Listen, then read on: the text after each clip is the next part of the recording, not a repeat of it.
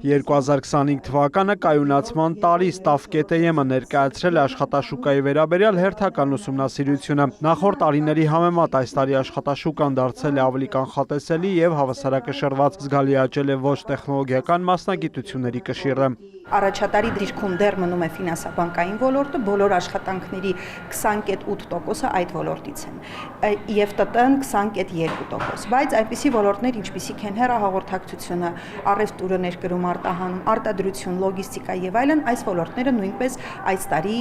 ավելի ակտիվացել են եւ ընդհանուրի մեջ կշիռը բարձրացել է։ Տեխնոլոգիական մասնագիտությունները 2025 թվականին պահպանել են իրենց դիրքը top 20-ում, առաջին անգամ ամենապահանջվածների մեջ են հայտնվել տեղեկատվական տեխնոլոգիաների անվտանգության եւ պրոդուկտի կառավարման մասնագետները։ Հարստական բանականությունն այլևս միայն տեսական գործիք չէ, այն ձևավորում է նոր մասնագիտական ուղղություններ եւ պահանջարկ։ AI դիզայներ, արհեստական բանականությամբ աշխատող դիզայներ, AI ինժեներներ եւ այլն նման հաստիկներ արդեն ի հայտ են գալիս եւ բնականաբար իրենց հետ էլ այն հմտությունները, որոնք որ պետք են նոր դարաշրջանի, նոր մասնագետների համար։ Շատ մեծ պահանջարկ է ձևավորվել արտադրության ոլորտում, ընդհանուր առմամբ այսօր Հայաստանը կարիք ունի որակյալ մասնագետների։ Ֆինանսաբանկային եւ ապահովագրական ոլորտում միջին աշխատավարձը թռիչքային աճ է գրանցել հասնելով 1.104.400 դրամի։ Առաջին տեղում բանկային վարկային գործ,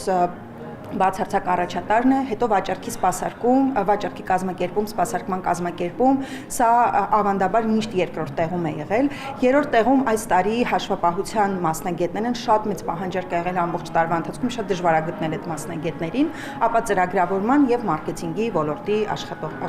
մասնագիտություններն են։ Տղամարդկանց միջին աշխատավարձը շուրջ 62.7%-ով բարձր է կանանց վարձատրությունից, ինչն առավել սուր է արտահայտված ֆինանսական եւ տեղեկատվական տեխնոլոգիաների ոլորտների ղեկավար օղակներում։ Կանանց մոտ մի փոքր միջինը ավելի շատ է բարձրացել տոկոսայինով, քան տղամարդկանց, բայց բնականաբար տարբերությունը դեռ մեծ է մնում։ Առաջին անգամ Սյունիքը շրջանցել է Երևանին եւ դարձել հանրապետության ամենաբարձր վարձատրվող մարզը գրեթե 343.000 միջին անվանական աշխատավարձով։ Սա պայմանավորված է մարզում հանքարդյունաբերության եւ էներգետիկայի ոլորտների տնտեսական հզորացմամբ։ Ցավալի է, որ Գեղարքունիքը եւ Շիրակը դեռ մնում են ամենացածր միջին աշխատավարձ վճարող